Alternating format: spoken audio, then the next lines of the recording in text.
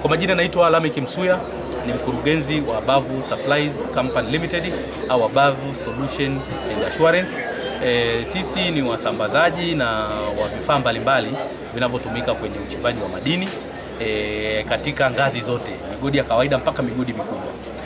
Kwa sasa hivi tayari tuna ofisi za kikanda na tuna ofisi main, ambapo tuna ofisi main ya kwetu inapatikana Nyamongo, Tarime, lakini pia tuna ofisi zingine ambazo zinapatikana Capri Point Mwanza, ambao ni nearby Mwanza International, lakini pia tuna ofisi zingine ambazo zinapatikana Mikocheni B, Dar es Salaam, jengo la CNG Plaza, lakini pia tuna ofisi nyingine China ambazo ziko Shenzhen, building number 231 industrial area, lakini pia tuna ofisi zingine ambazo ziko South Africa ambazo ni 5 King George Street ambazo ziko Cape Town. Baada ya kusema haya ni kwamba ushiriki wetu huu ni tumeshiriki zaidi ya mara moja katika maonyesho haya, lakini nia ya kushiriki ni kuweza kuja kujifunza, kujua sekta inapitia changamoto zipi na sisi tunaweza kutatua changamoto zipi katika sekta hiyo. Kwa hiyo tumefurahi sana kuweza kuja kujumuika na wadau wengine ambao wamekuja kushiriki katika maonyesho haya. Kwa kweli ni maonyesho ambayo yanamuonyesha mfanyabiashara wa Kitanzania ambaye anajihusisha na sekta ya madini ni kwa namna gani anaweza kawa moja kwa moja au akajiunganisha na sekta au akakutana na watu wanaotoka upande wa wizara au upande wa tume ya madini na wadau wengine ambao wanatusapoti katika biashara hii ya kusupply hususan kwenye upande wa madini.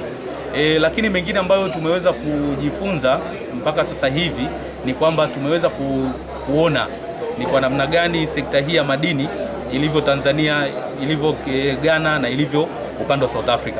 Kwa hiyo kwa upande wa South Africa tumeona wamepiga hatua zipi, lakini kwa upande wa Ghana nao wapiga hatua zipi, lakini ni kwa namna ipi ambayo tunaweza tukaunganisha nguvu sasa.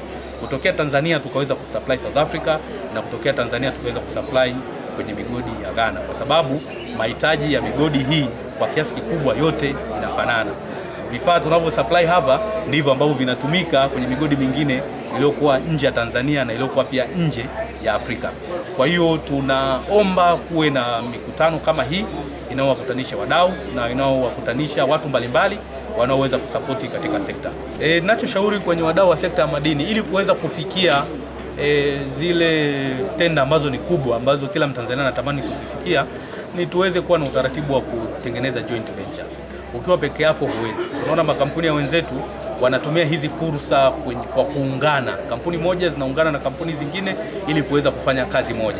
Lakini sisi tunakuwa tunaogopa kwamba kampuni moja ikiungana na nyingine kunakuwa kuna conflict of interest. Lakini ili kuweza kufika kule ambako tunakutamani, issue ya joint venture ni kitu muhimu kwa sasa ili tuweze kuwa na nguvu ya kutekeleza yale ambayo sekta mpaka sasa hivi inapitia shida kuyatekeleza au kuyafikia na kuwa sahihi.